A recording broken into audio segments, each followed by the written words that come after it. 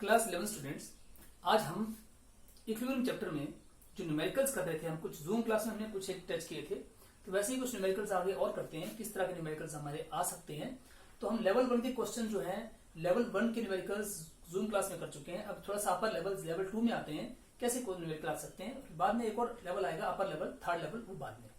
तो देखिए, जैसे क्वेश्चन ले रहा हूं मैं, बोलता है 2 moles of PCl5 were heated to 327 degree सी।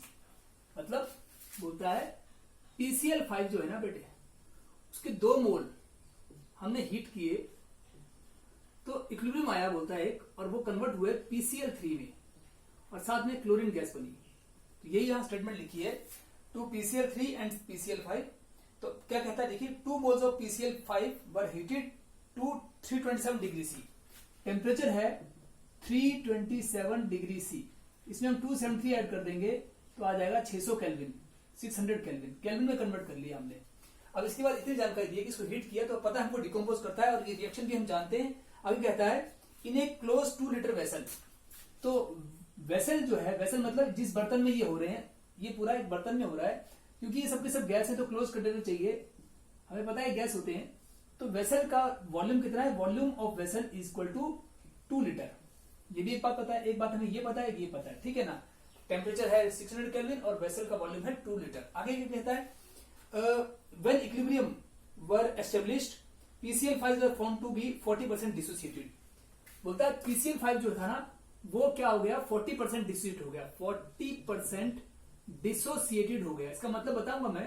पहले तो इसने कहा है कि 40% PCl5 जो है वो टूट गया, डिसोसिएट हो गया, और 2 आगे कहता है 2 PCl3 एंड PCl5। तो ये टूट गया PCl3 में और PCl3 और Cl2 में, ऐसा कहा उसने। ये बात हो गई।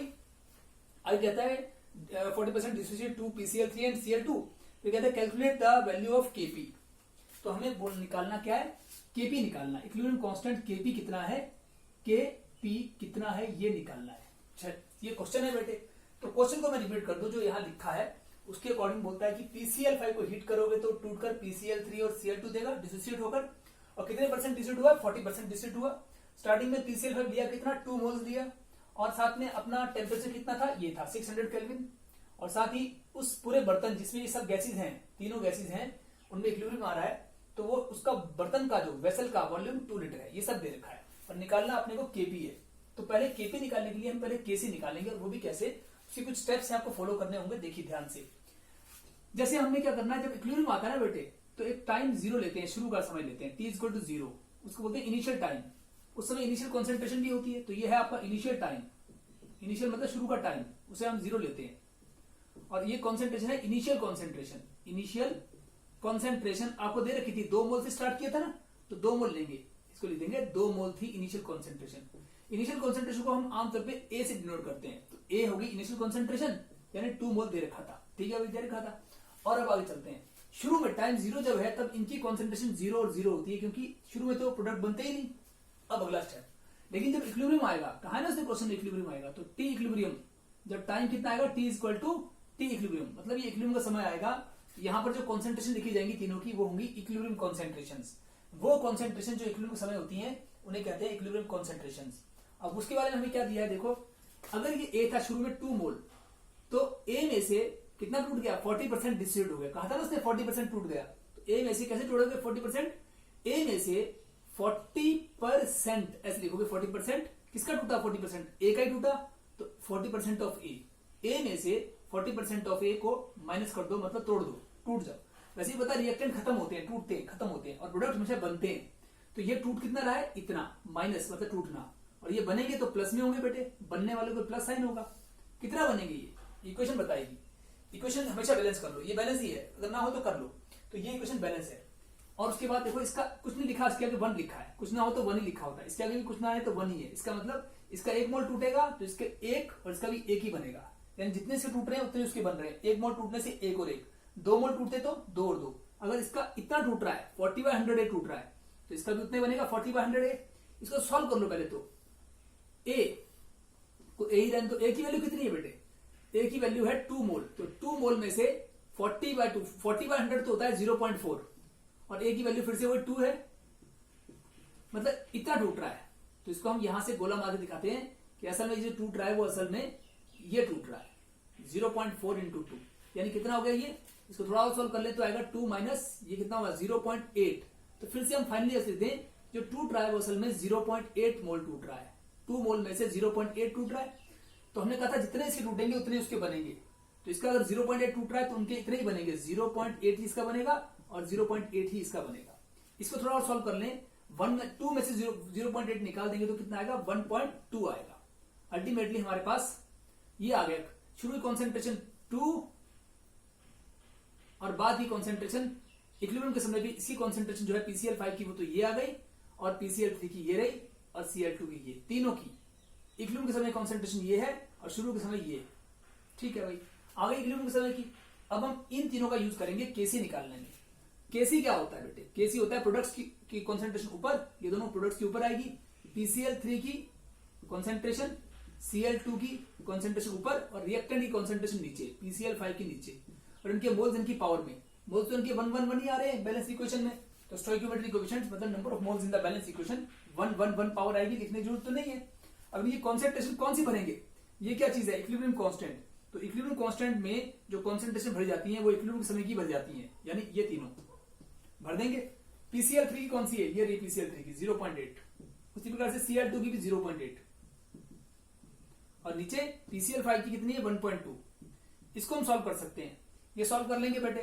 तो इसको सॉल्व करके इसका आंसर तो लिख देंगे, केसी आ जाएगा। ये तो केसी आ जाएगा, कितना आएगा देखो कैलकुलेट करो इसको, ये 0.8 इंटू 0. जो भी करेंगे इसको कितना आएगा बताओ, ये आ जाएगा आपका, करिए।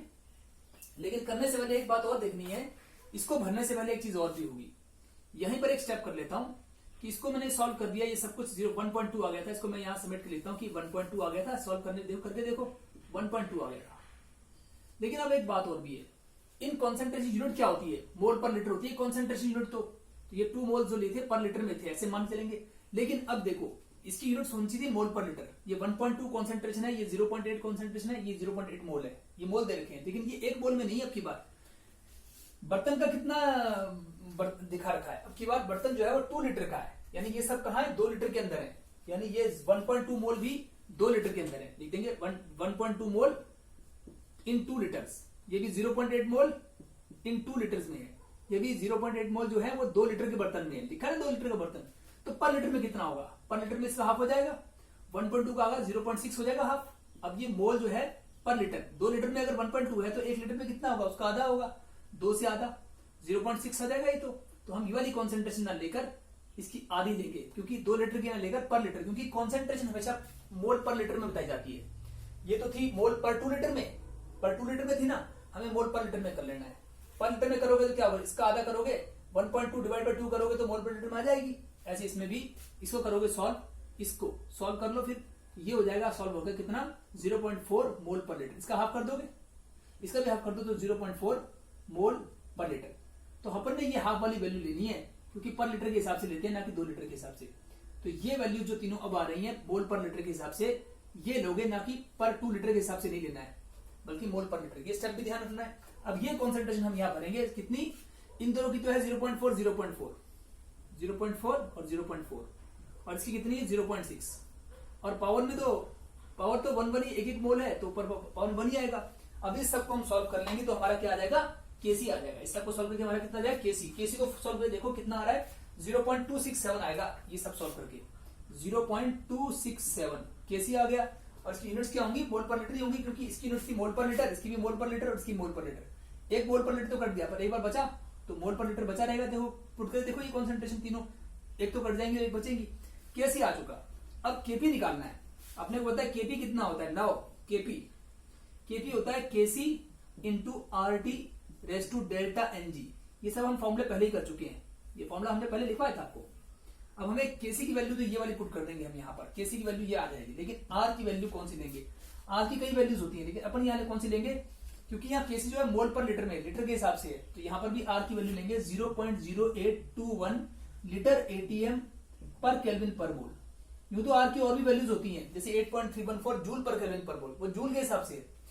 जब हम केसी पुट कर रहे हैं तो हम किसमें पुट कर रहे हैं, 0.267 मोल पर लीटर में कर रहे हैं, मोल पर लीटर के हिसाब से कर रहे हैं, लीटर के हिसाब से। इसकी यूनिट्स में लीटर आ रहा है, तो आर की यूनिट में भी लीटर वाला आना चाहिए ना। आर की वो वैल्यू लेंगे जिसमें लीटर वाली है, और लीटर वाली वैल्यू आर की ये होती है, पुट कर दो आर की वैल्यू। आएगा आर की वैल्यू 0.0821 लीटर एटीएम पर केल्विन पर मोल। ये तो हो गई आर की वैल्यू। साथ में टेम्परेचर भी है, टेम्परेचर कितना है 600 केल्विन दिया था, तो साथ में लिख दोगे इनटू 600 केल्विन। अब इन दोनों के पावर में क्या डेल्टा एनजी है, तो इन दोनों के ही पावर में डेल्टा एनजी होना चाहिए। अब डेल्टा एनजी की वैल्यू अलग से निकाल लेते हैं। ये देखो डेल्टा एनजी का मतलब होता है number of moles of gases products minus number of moles of gases reactants. ये सब गैसेस तो हैं, प्रोडक्ट के मोल कितने हैं, एक इसका और एक इसका, 2 मोल है प्रोडक्ट के, 2 मोल तो है प्रोडक्ट के, 1 मोल है रिएक्टेंट का। तो सॉल्व होकर कितना आ जाएगा 1 आ जाएगा। डेल्टा एनजी की वैल्यू 1 आ रही है, तो हम यहाँ पावर में, इनकी पावर में जो डेल्टा एनजी है वो हम यहाँ पावर में 1 पुट कर देंगे। लिखने की जरूरत ही नहीं है, 1 ही है। अब कुछ नहीं है, इस 1 का कोई मीनिंग नहीं है। अब आप इनको मल्टीप्लाई करिए और इससे मल्टीप्लाई, तीनों को मल्टीप्लाई कर दीजिए। तो जब आप इन तीनों को मल्टीप्लाई कर दोगे तो फाइनल आंसर मैं करके देख चुका हूं, आप इनको देखो रफ में कर रखा है मैंने। आप सीधा इसको क्या करोगे, ये सब पुट करने के बाद आपका आंसर फाइनली केपी आ जाएगा 13.15 एटीएम। 13.15 एटीएम कैसे आया देखो, ये देखो कि आपका ये जो ये सब लिखा है ये पर मोल था, पर केल्विन पर मोल। ये पर मोल जो लिखा है ये इससे मोल से कट जाएगा, मोल से पर मोल, और ये लीटर इनवर्स से ये लीटर कट जाएगा। अब क्या बचा है, एटीएम तो बचा ही है, और ये पर केल्विन और केल्विन कट जाएगा, पर केल्विन से केल्विन, तो बचेगी यूनिट क्या एटीएम। बाकी आप इसको और इसको मल्टीप्लाई करके देखिए 13.15 आ जाएगा, और ये ऊपर से उतराएगा केपी। तो अपना केपी का आंसर ये जो है अब हमारा आ चुका है, अपन को निकालना भी केपी था। तो ये है आपका एक क्वेश्चन। अब इसके बाद मैं कोई नया क्वेश्चन उठाऊंगा, इसको मैं मिटाने जा रहा हूं। इसको आप वीडियो को पॉज करके नोट कर सकते हैं। मैं नया क्वेश्चन स्टार्ट कर रहा हूं।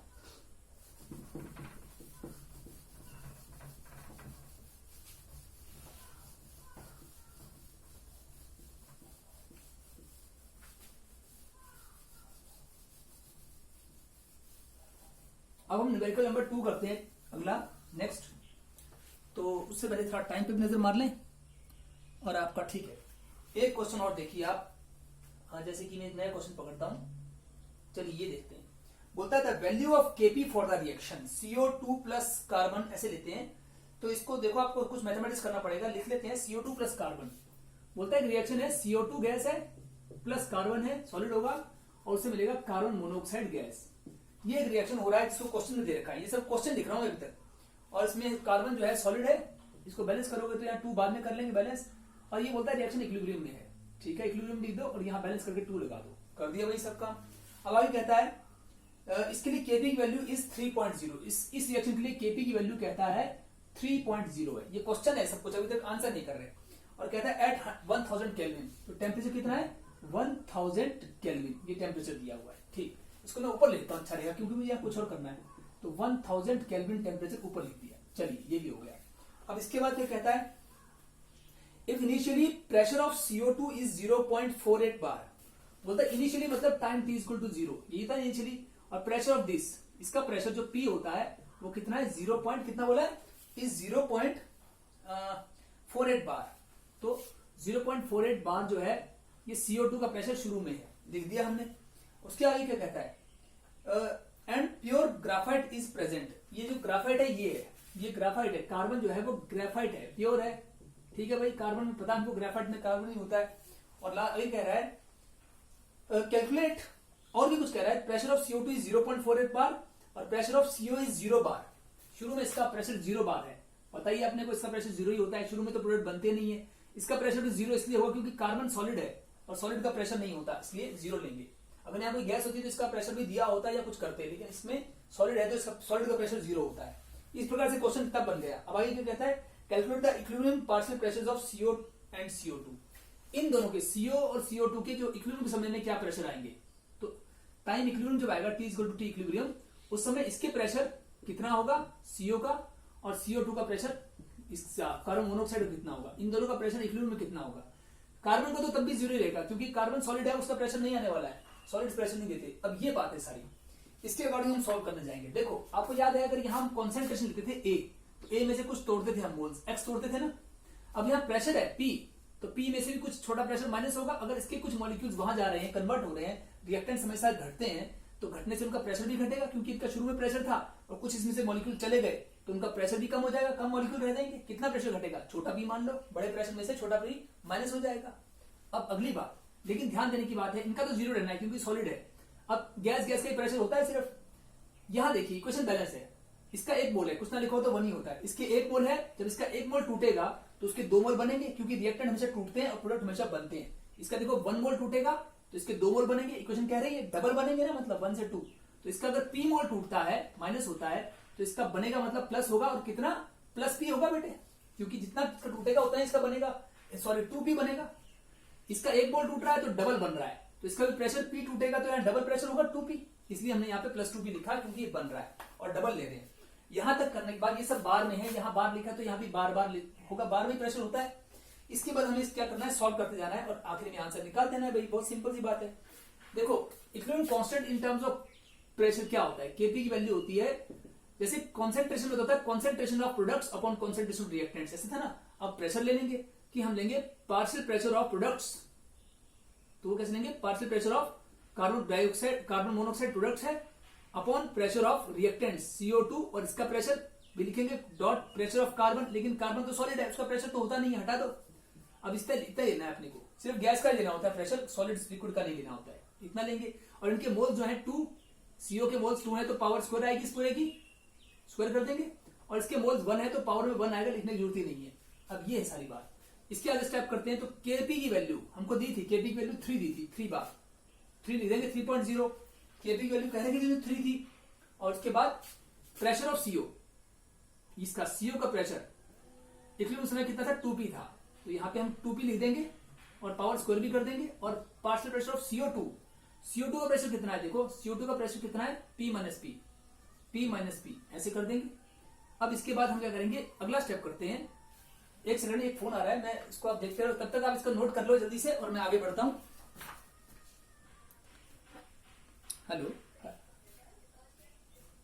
जी, तो इसके बाद देखो बच्चों कि यहां तक हम कर चुके, तो आपको पता है बड़े पी की वैल्यू कितनी थी, 0.48। हम यहाँ बड़े पी जो है कैपिटल पी, इसकी वैल्यू तो हम भर ही सकते हैं 0.48, तो हम यहाँ लिखेंगे 3.0 equal to 2p square, 2p square को लिख देंगे 4p स्क्वायर, क्यों, 2 का स्क्वायर 4 और p का स्क्वायर p स्क्वायर, और नीचे p माइनस p, बड़ा p की वैल्यू कितनी है 0.48, यहाँ बड़े p में भर देंगे 0.48 और माइनस स्मॉल p रहने दो।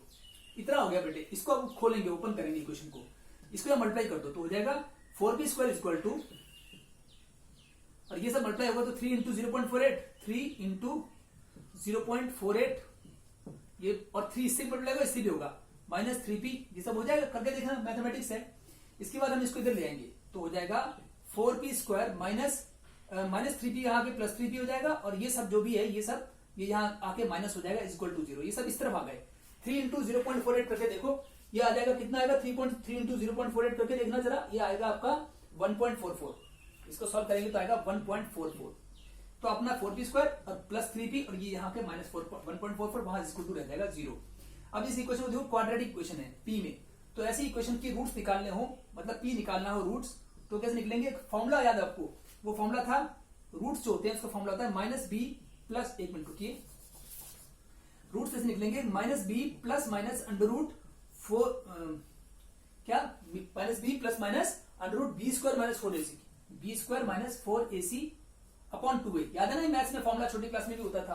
तो इस फॉर्मूले के अकॉर्डिंग अब चलेंगे तो क्या लिखेंगे, देखो इसमें हम इसको क्वाड्रेटिक इक्वेशन से कंपेयर करें, जैसे इक्वेशन होती है ax square plus bx plus c is equal to 0, तो इसमें आप देखो a की वैल्यू कितनी है, 4 है, a है 4, b की वैल्यू कितनी आ रही है, 3 आ रही है, देखो आप कंपेयर करके देखो, b की वैल्यू 3 आ रही है, तो ये हम इसको लिखा था हमने 3p, x और p को मान लिया ऐसे, तो b की वैल्यू 3 आ रही है, b की वैल्यू 3 आ रही है, आप कंपेयर करके देख सकते हैं। मैं इन गोलों को हटा दूं, यहाँ 3p था और यहाँ bx था, 3p था और यहाँ x को प्लस bx प्लस c, ये गोले माने जरूरत नहीं है, ऐसे आप देख सकते हैं, यहाँ तो 4p स्क्वायर था और यहाँ ये जनरल इक्वेशन जो होती है मैथ्स में वो होती है ax square, quadratic equation generally ऐसी होती है, तो उससे कंपेयर कर रहे हैं हम, a की वैल्यू 4 हो गई और b की वैल्यू 3 और c की वैल्यू माइनस 1.44, c की वैल्यू माइनस 1.44।